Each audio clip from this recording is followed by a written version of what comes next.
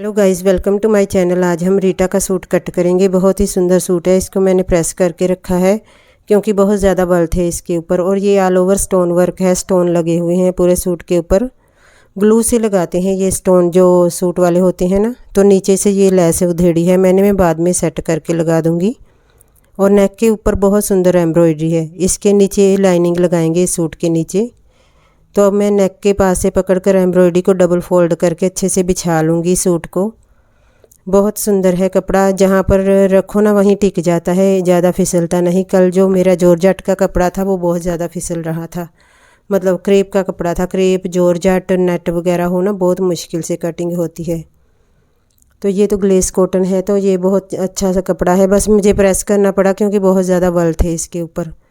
तो पहले मैं ऊपर से ही कट कर लूँगी नेक की एम्ब्रॉयडरी, ताकि बिल्कुल सही आ जाए। अगर कटिंग कर लेंगे ना फिर अच्छे से देख सकेंगे हम कि नेक लाइन बिल्कुल सही ही है ना। नेक के ऊपर नेक की दूसरी लाइन आनी चाहिए।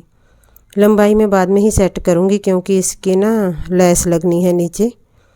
तो वो जो अगर ज़्यादा हुआ तो कटिंग कर लेंगे बाद में। जो है मैंने पूरा ही रख लिया था। अब नेक की एम्ब्रॉयडरी को बिल्कुल सेटिंग करके ना फिर कपड़ा मैं सेट कर रही हूँ। तो फिर बाद में हम ड्राफ्टिंग करेंगे इसकी। इसके ऊपर प्लेट नहीं डालने, बस उसने ऐसे ही बनवाना है। स्लिम ट्रिम है इसलिए प्लेट की ज़्यादा नीड भी नहीं है। अगर थोड़ा हैवी साइज़ हो तो फिर प्लेट डालने पड़ते हैं। इसका मैं तीरा 5.5 लूँगी और नीचे को 6.5 इंच लूँगी क्योंकि स्लिम ट्रिम है, ज़्यादा आर्म होल भी नहीं लेना, फिर झोल आएगा। 6.5 लिया है। और बस्ट है 34 इंच, उसका चौथा भाग हो गया 8.5 इंच। 17 इंच हो गया आधा, और 17 का आधा हो गया 8.5। 1 इंच पर और 2 इंच पर गुलाई डाली है, और 7 इंच पर कमर का और 14 इंच पर हिप का निशान लगाया है। कमर है 29 इंच, 7.25 हो गया चौथा भाग। हिप है 33 इंच, 8.25 हो गया चौथा भाग। और ऊपर से 2 इंच सीधा लगाना है बस्ट के पास, और इंची टेप से कमर पर और हिप पर मिला देना है। और लास्ट में हमने घेरा लेना है। घेरा भी 8.25 इंच पर लगाया है। सेम ही घेरा होता है हिप के। अगर कोई बड़ा मांगे तो फिर आधा इंच ज़्यादा लगा दे, नहीं तो आजकल सीधा सीधा घेरा होता है। 1.5 इंच का निशान लगाकर साथ साथ में ही मैं मार्किंग कर रही हूँ ताकि मैं अच्छे से कटिंग कर सकूँ। आज ना अंदाज़ा नहीं लगाया मैंने, इंची टेप से ही की है। और ये भी इंची टेप से मिलाकर ये बाहर वाली लाइन है जो वो हम कट कर देंगे। 1.5 इंच का मार्जिन छोड़ दिया है मैंने। ऊपर बहुत अच्छे से चौक दिखाई दे रहा है, शुक्र है अल्लाह का। मैं वो पाकिस्तानी व्लॉग देखती रहती हूँ ना, तो वो बहुत कहते हैं शुक्र है अल्लाह का। तो ये बाहर वाली कटिंग 2 इंच वाली हम कट कर रहे हैं। और ये 1.5 इंच मार्जिन लिया है, वहाँ से कट कर दूँगी मैं। फ्रंट वाला का पल्ला हमारा सूट का कट हो गया है। और ये बहुत ही पतली है, इसकी स्लीव भी आसानी से निकल जाएगी। और ये सीधा कर देंगे कट करके कपड़े को। और जो बचा है वहाँ से हम सूट का दूसरा पल्ला निकालेंगे। ये अलग अलग पीस थे, शर्ट का अलग था और पैंट का अलग है कपड़ा। तो पैंट का मैंने रखा है, फिर उस पर पैंट बनानी है इसके साथ। और जैसे हमारी हिप 8.25 है ना, 9.25, 10.5, 10.5, 11 इंच तक फोल्ड कर लूँगी। आराम से मेरा दूसरा पल्ला निकल जाएगा 11 इंच में से। तो आगे काफ़ी कपड़ा चौड़ाई में बच रहा है, वहाँ से हम स्लीव निकाल लेंगे। तो ये फ्रंट का पल्ला रखना है। और नीचे 2.5 इंच ज़्यादा ही रखा था मैंने, ताकि हमने तरपाई करनी है ना। आगे की तरफ तो लेस लग जाएगी, लेकिन आगे का पल्ला भी लंबा था। बाद में ही लंबाइयाँ मैं सेट करूँगी जब मैं स्टिच करूँगी। पहले मैं एक बार कट कर लेती हूँ इसको। तो जिधर साइड में बैठी हूँ ना, वहाँ पर बिल्कुल लाइन के ऊपर लाइन आनी चाहिए, ऊंचा नीचा नहीं होना चाहिए कपड़ा। और बिल्कुल फ्रंट वाले पल्ले के हिसाब से ही बैक वाला पल्ला भी कट कर लेंगे। बस फ्रंट के ऊपर मार्किंग की थी, बैक वाला ऐसे ही कट हो गया है हमारा पल्ला।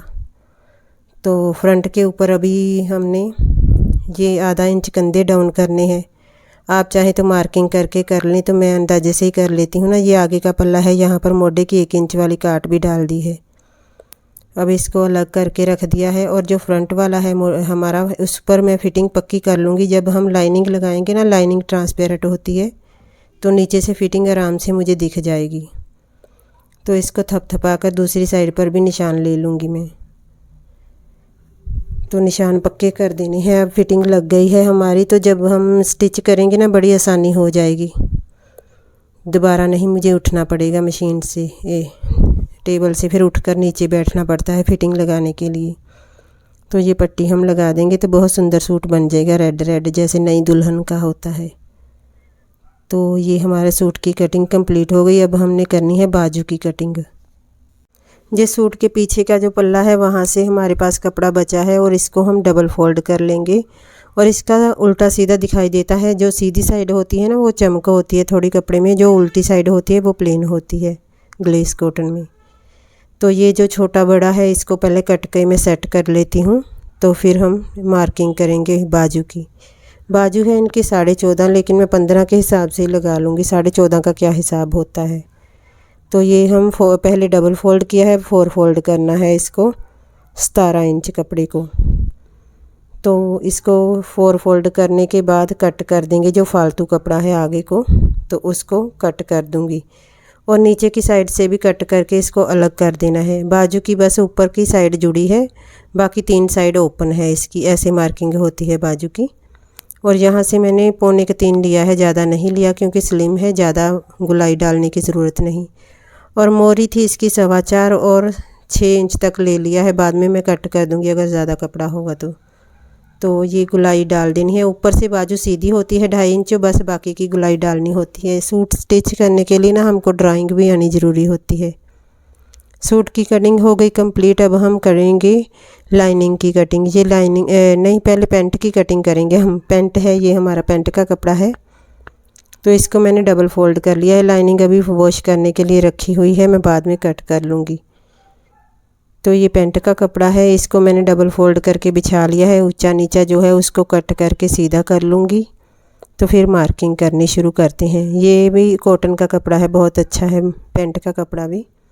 1 इंच ऊपर को निकाल कर लंबाई है 34 इंच और 34 पर निशान लगा लिया है मैंने। पूरे 34 इंच पर लगा लूँगी मैं। अब कोशिश करूँगी एक स्केल लाऊँगी सीधा सीधा मार्किंग करने के लिए। परेशानी होती है इंची टेप से ही सभी मार्किंग करो। तो नीचे 2.5 इंच फोल्डिंग के लिए है ये हमारे पास। तो ये भी निशान सीधा सीधा करके मैंने लगा लिया है।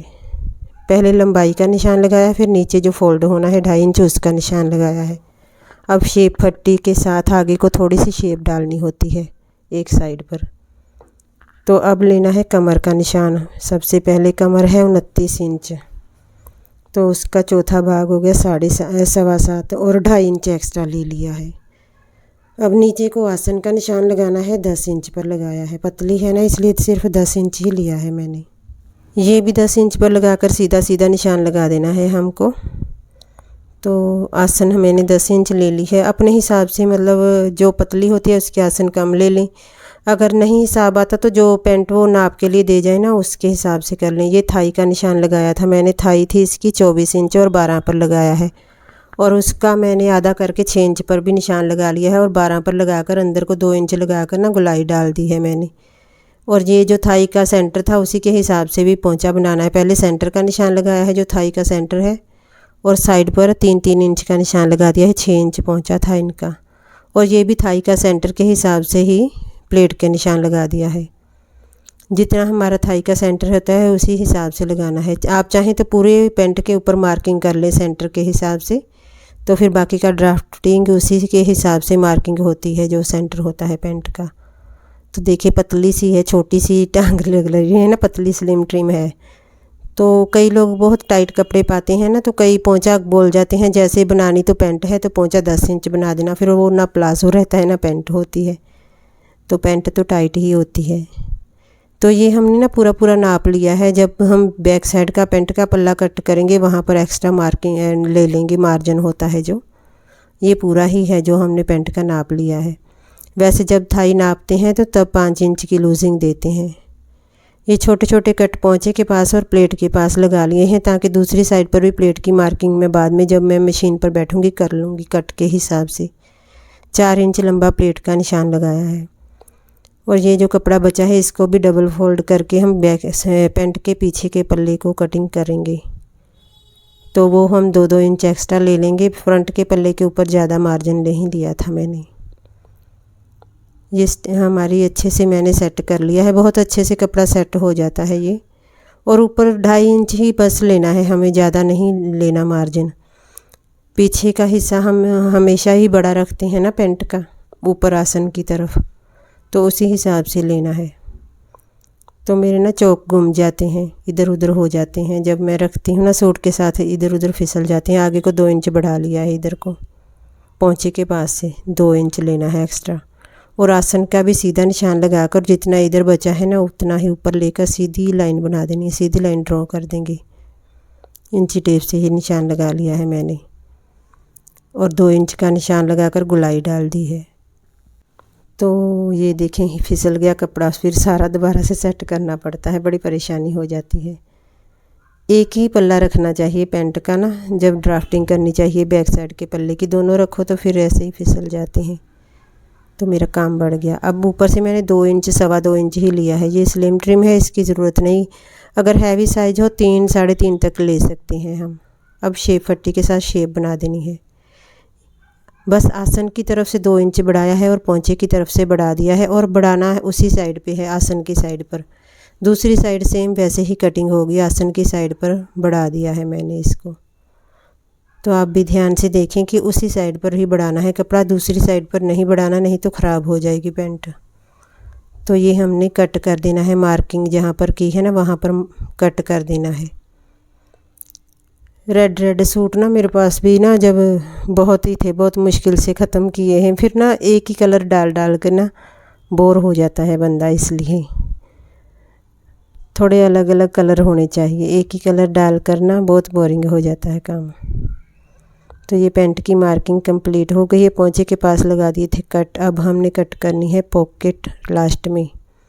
पॉकेट का ज़रूर बोल कर जाते हैं कि पॉकेट लगा देना, जैसे बहुत पैसे हैं मोबाइल डालना होता है, पैसे तो कहाँ बेचारे लोगों के पास। ये रेंट पर रहती है रीटा।